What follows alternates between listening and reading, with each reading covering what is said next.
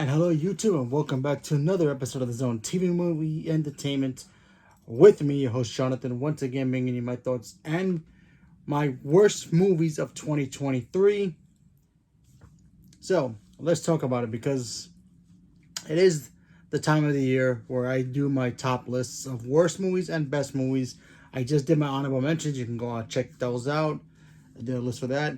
Now, these movies, I thought they were just okay, or some of them were just like, why? So, and some of these movies I didn't get a chance to actually do full reviews on it, and I apologize. I had a busy year this year, so I couldn't. Plus, other movies came out around the same time, so I got busy with those movies. So yeah. So I only have 8, so it's nothing too major here. It was only 8 of them, and it was just a really hard list to do. So I'm gonna start with number 8, and that's No Hard Feelings. This is the new Jennifer Lawrence film. Look, the film wasn't that bad. The problem with this film was it wasn't that funny. For some reason, I just don't see Jennifer Lawrence as being funny. Yeah, she was funny, but she wasn't like, oh my god, my guts hurt. Like I'm so like, oh my god, I'm on the floor laughing, kind of funny. She has some humor moments, but I just like, it was just a generic, like a comedy film. I thought it was like, it was just a whatever. Like, there were all the better comedies that came out this year, like Joyride. That was a great comedy. So, she tried. But, Jennifer Lawrence, I feel like she's more of a dramatic actor, and she's great at that. So, she should stick to her day job. So, anyway, so there's that. The 7th film I have is the new Jennifer Lopez film, Mother. Now, this movie came out on Netflix, I believe, in May. So, obviously, I went on vacation like the day after I saw this movie. So, I completely forgot about doing my review about it. And, you have Jennifer Lopez, playing like an assassin. She has a daughter, and then, things happen, and then she's like really good at her job, and then she just gets involved with her kid. And, this kid also has some unique skills of her own. And, she's got to, like, protect her. It was all right.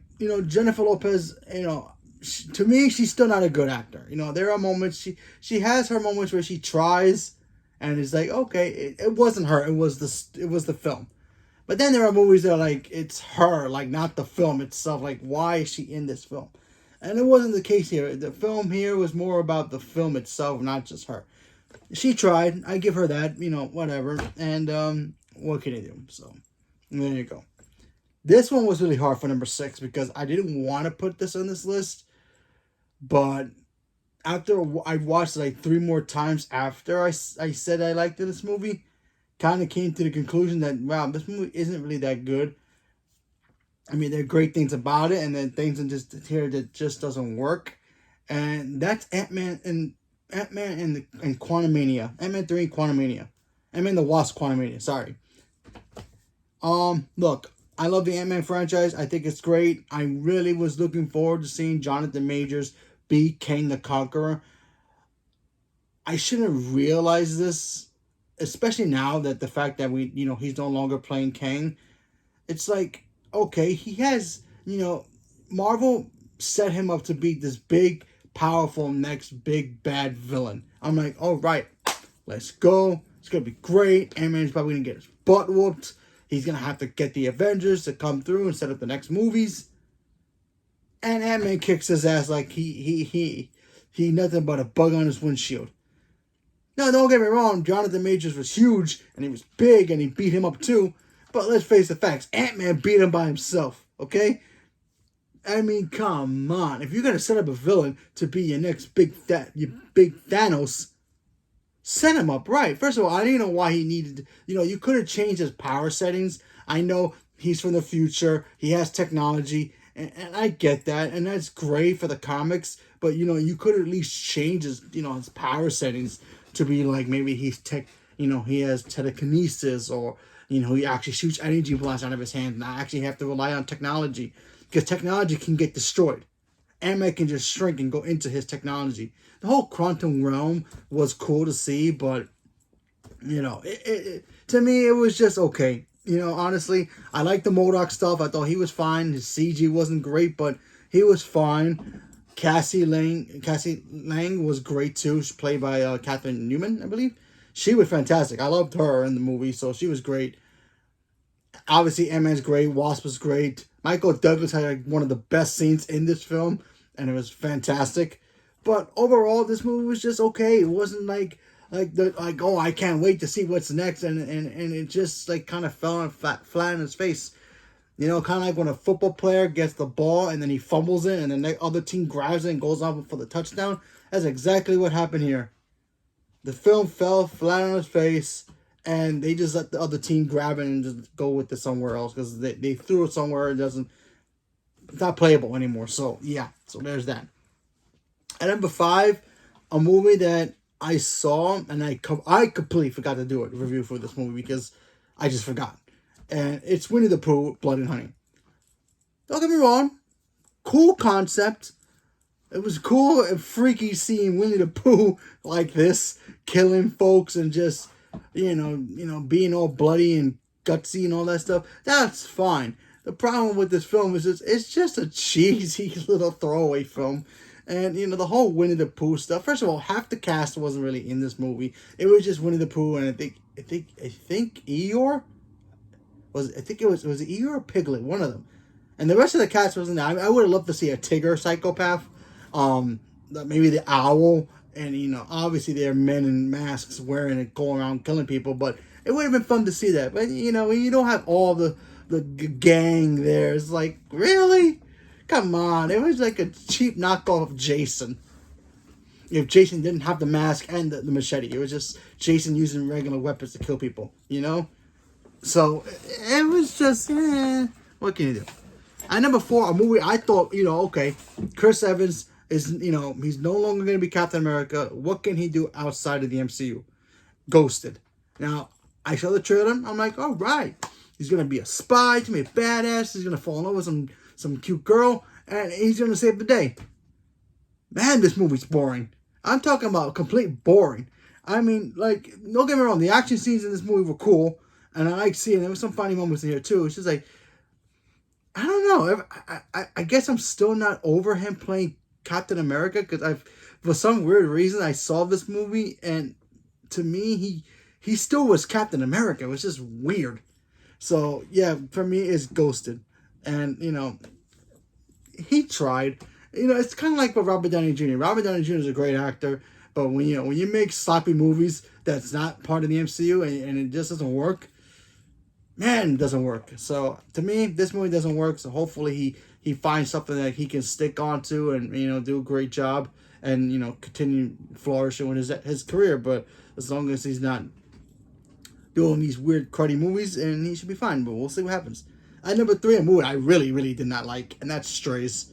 Look, I like dogs, sure, not as much as, you know, as much, but when you get a movie about talking dogs that curse and do all these kinds of things, and, you know, their main goal is to go get revenge on a stupid owner who doesn't treat the dog right, that's a great concept. It was just not funny. I just did not laugh once in this movie. Okay, I lied. I'm sorry. There was one moment I did laugh, and that was near the end of the film, and that was the only funny part of the movie. The rest of the movie, I just didn't laugh. I mean, the dogs were cool. Seeing Jamie Foxx, and you know, seeing the other animals do their thing, that was fine. It's just that I just didn't like it. You know, I just didn't like it. So what can I do? At number 2 is a movie I was looking forward to. I was really excited for this film, and that's Expendables 4. Now, I love the Expendables franchise. I think they're all great. Problem with this film, they rushed this movie to the point where, like, CG didn't feel right. The story was a little rushed. Sylvester Stallone wasn't really in the movie. It was like, huh? Everybody was just, like, making up lines in the movie. It was just terrible. Now, don't get me wrong. Megan Fox is still gorgeous. But even she couldn't save this movie. Her and Statham were like the best parts of the movie, and they couldn't even save this film. And they barely did anything in this. Well, she barely did anything in this movie. Statham pretty much did the whole movie himself. Everybody else was just there. I was so heartbroken about this film. I couldn't believe it. I'm like, why? Why? If you wanted to make Expendables 4, take your time, do it. Make it cheesy and fun. This was just like, okay, Expendables 4, slap together our guys, let's do some explosions, and we're done. Oh, we need a hot girl. I guess Megan Fox is available, so yeah, grab her. Yeah, she looks great. Perfect, done, perfect move. Let's put it out there. And yeah, no. So, and at number 1, a movie I was actually interested in seeing, and I never played the game, and I don't understand this film at all. I honestly thought this movie was going to be something completely different, maybe go a little bit away from the game, and it didn't to me. So, and that's Five Nights at Freddy. Five Nights at Freddy was just boring. I didn't like it. Yeah, Josh Hutcherson's cool. I like the little girl in it too. That, you know, hanging out with the animatronics. But I thought these guys were going to be psychopath murdery freaks, but nothing. I didn't nothing. Like, it was just like one of those like it's disguised itself as something else, and then ends up being a totally different film. Now, it works in all different levels, probably because of the game. It works for that level, but as a movie, I just didn't like it. The villain was predictable.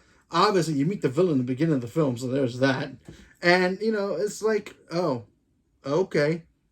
So, what's the point of this again? Okay, fine. They had one storyline where Josh Hutcherson's, character was dealing with the fact that, he feels guilty of what happened to his little brother in the film. And that was a fascinating story. They could have gone with that a little bit more, but they kind of went back and forth with this and the whole Five Nights at Freddy stuff, and it was just weird. So I didn't like this film. And, what can you do? Alright, so there's my top worst list of 2023. Number 1, Five Nights at Freddy. Number 2, Expendables 4. Number 3, Strays. 4, Ghosted. 5, Winnie the Pooh, Blood and Honey. 6, Ant-Man and the Wasp, Quantumania. 7, The Mother. 8, No Hard Feelings. There you go. There's my list of 2023 of worst films. Let me know what yours is, your top list of the 2023 worst films. And stay tuned for my best list of 2023 films. Thank you very much and have a good day.